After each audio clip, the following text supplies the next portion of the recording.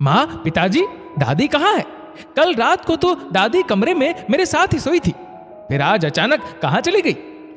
10वीं कक्षा में पढ़ती मासूम रवीना अपने पिताजी और माँ से हर दिन एक ही सवाल पूछ रही थी, दादी कहाँ है? रवीना की माँ शिखा अपनी बेटी का रोज एक ही सवाल सुन आग बुबला हो जाती। अरे तेरे माँ बाबा नहीं दिख रहे तुझे? दादी ही क्यों चाहिए?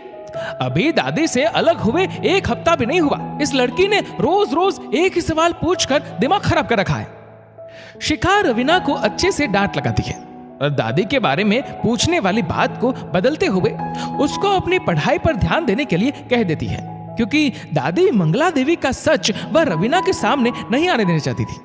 वही रवीना दादी मंगला देवी को इतनी आसानी से भूलने वाली नहीं थी, क्योंकि रवीना के माता पिता दोनों ही नौकरी करते थे। तो रवीना के बाल संवारने से लेकर स्कूल के आने के बाद उसकी खाने पीने का ध्यान रखना सब रवीना की दादी मंगला देवी ही करती थी, और रात को मंगला देवी अपनी पोती रवीना के साथ ही सोती थी, क्योंकि शिखा और अजय तो पैसे कमाने के चक्कर में बेटी पर ध्यान ही नहीं दे पाते थे, जिस वजह से रवीना कई बार घर पर अकेलापन महसूस करती।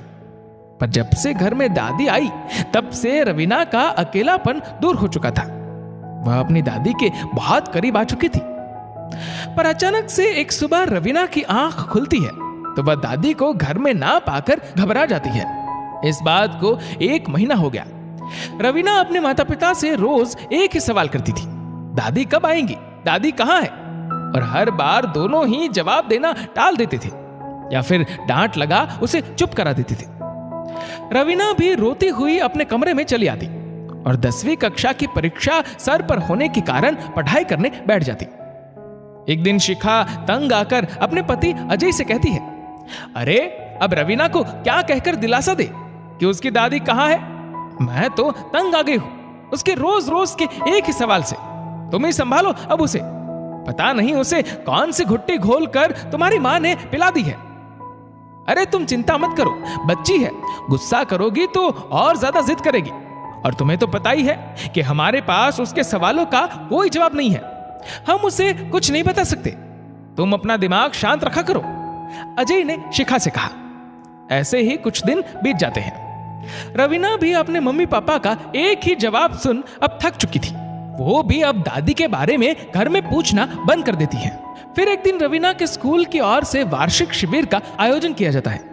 इस कैंप का मुख्य उद्देश्य स्कूल में पढ़ते बच्चों को यह सिखाना था कि जरूरतमंदों की हमेशा मदद करनी चाहिए। रवीना अपने माता पिता से इसके बारे में बात करती है तो अजय और शिखा भी तुरंत ये सोचकर हामी भर देते हैं कि रवीना अगर बाहर गई तो शायद वह अपनी दादी मंगला देवी को भूल जाएगी।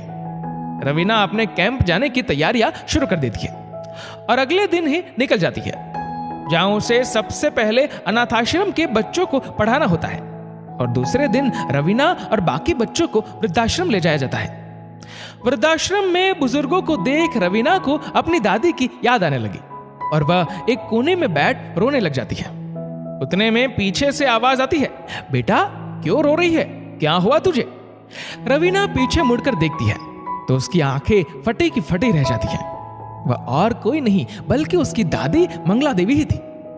रवीना अपनी दादी को वृद्धाश्रम में देख कुछ समझ नहीं पाई। दादी पोती एक दूसरे के गले लग रोने लगे।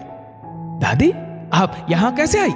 मैंने आपको बहुत याद किया, मम्मी पापा से भी पूछा, पर उन्होंने मुझे कुछ नहीं बताया, उल्टा मुझे डांट दिया करते थे। रवीना ने अपनी दादी से सवाल किया। मंगला देवी भी आंखों में आंसू ले अपनी पोती रवीना को सारी बात बताती है कि कैसे उसके मम्मी पापा उन्हें एक सुबह मंदिर ले जाने के नाम पे यहां छोड़ गए थे और कह गए कि अब से यही आपका घर है।